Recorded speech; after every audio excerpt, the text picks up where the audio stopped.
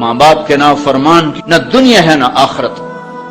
ایک صحابی ہے، یا رسول اللہ میرا باپ نا میری کمائی میں سے خرچ کرتا، مجھ سے پوچھتا ہی نہیں، اور شرعاً قانوناً اگر میری کمائی میرے باپ کی جو کمائی ہے یا زمین ہے جائیداد ہے اس سے الگ میں نے اپنی محنت سے کوئی کمائی کی ہے، وہ میری ذاتی چیز ہے، قانوناً میرے باپ کو بھی پوچھنا چاہیے کہ بیٹا یہ تمہاری چیز میں لے سکتا ہوں، یہ پیسہ میں استعمال کر سکتا ہوں، قانون یہ ہے۔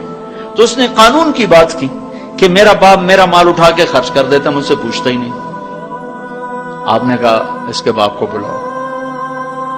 اس کے باپ کو بلایا تو وہ انہوں نے پوچھا کیوں بلا رہے ہیں؟ کہ تیرے بیٹے نے تیری شکایت کی۔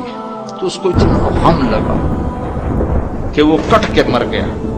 اور عرب کی شاعری تو پھر پوری دنیا میں مشہور ہے، آج بھی مشہور ہے۔ تو اس نے دل ہی دل میں کوئی شعر کہے، درد بھرے دکھ بھرے، اور وہ انہی شعر کو اپنی زبان سے نہیں دل ہی دل میں کہتا کہتا دربار رسالت میں مسجد میں پہنچا تو جبریل پہلے آ چکے تھے۔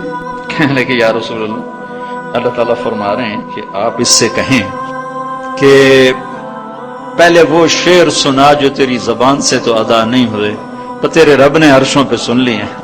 آپ نے فرمایا بھائی اب تمہارا کیس سنوں گا، پہلے وہ شعر سنا جو تیری زبان سے نہیں ادا ہوئے۔ اللہ نے سنے۔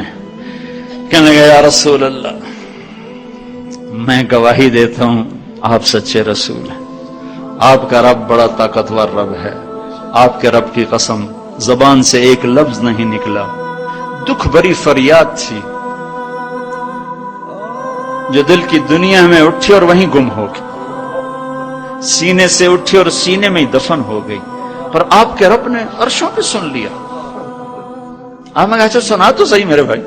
میں کہا جی میں نے کہا بچے جس دن تو پیدا ہوا اس دن سے ہم نے اپنے لیے جینا چھوڑ دیا، ہم نے تیرے لیے جینا شروع کیا۔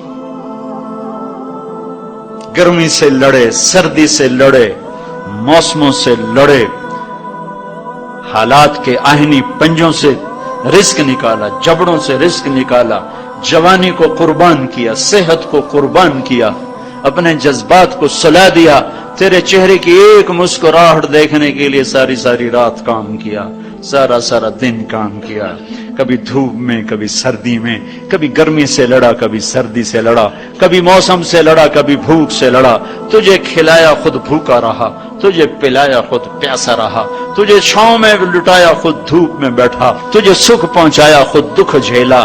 میری تو زندگی پھر تیرے لیے ہوگی، میں نے اپنے لیے جینا چھوڑ دیا۔ جب کبھی تو بیمار ہوا تو ساری رات میں اور تیری ماں تیرے سرانے بیٹھ کے دھڑ دھڑ دل دھڑک رہے ہوتے تھے، کہیں مر نہ جائے، کچھ ہو نہ جائے۔ ہسپتال پہنچے، ڈاکٹر کو بلاؤ، ٹیکسی بلاؤ، گاڑی بلاؤ، رکشہ بلاؤ، جلدی سے ہسپتال پہنچاؤ۔ اسی خوفناک خیالات میں ہم روتے تھے، پگھلتے تھے، ٹوٹتے تھے، بکھرتے گئے چلے گئے خشک پتے کی طرح، اور تیرے چہرے کی ایک مسکراہٹ کے لیے ساری مسکراہٹیں بھول گئے، تجھے صحت مند دیکھنے کے لیے اپنی صحت کے سودے کر دیے۔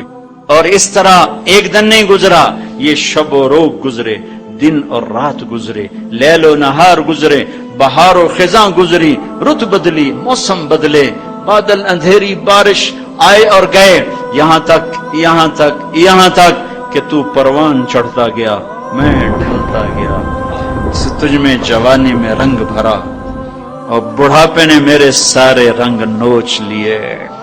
تو سیدھا کھڑا ہوا تنے کی طرح، میری کمر جھک گئی کمان کی طرح، اور میں آسرے کا محتاج ہوا، تو طاقتور ہو کے جوان ہوا۔ پھر مجھے خیال آیا کہ میں اس کی انگلی پکڑ کے چلا، گود بٹھا کے چلا، کندھے بٹھا کے چلا، ہاتھ بٹھا کے چلا، اس کے لیے در در کی ٹھوکریں کھائیں۔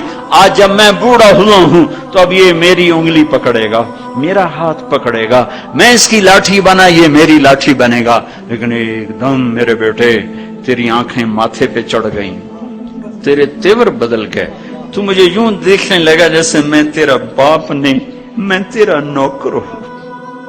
تو میں نے اپنی زندگی کو جھٹلا دیا اور میں نے کہا میں خواب دیکھ رہا تھا کہ میں باپ ہوں۔ نہیں میں باپ نہیں، میں نوکر ہی ہوں۔ میں پڑوسی ہوں. تو اچھا میرے دوست، اگر میں پڑوسی ہوں تو پڑوسی کو بھی تو لوگ پوچھ ہی لیتے ہیں. کبھی مجھے پوچھ ہی لیتا کہ بھائی کسی چیز کی ضرورت تو نہیں، کچھ چاہیے تو نہیں. یہ اتنے درد بھرے اشعار ہیں کہ میرے تو اتنی فصاحت نہیں کہ میں اس کا ترجمہ کر سکتا، لیکن یہ وہ اشعار تھے کہ میرے نبی زار و قطار روتے اور آپ ٹوٹ پڑے اور آپ کی داڑھی آنسوں سے تر ہو گئی اور آپ نے اس کو گریبان سے پکڑا اور یوں جھٹکا دے کر اٹھ جا، دفع ہو جا. انت و مالک لابیک، تو باپ کے خلاف مقدمے کرتا ہے، نکل جا، تو اور تیرا سب کچھ تیرے باپ کا ہے. یہ صرف روز شب قدر سے متعلق نہیں ہے کہ ماں باپ کا نافرمان ہے تو اس کی شب قدر برباد ہو گئی. ماں باپ کا نافرمان ہے تو سب کچھ برباد ہو گیا.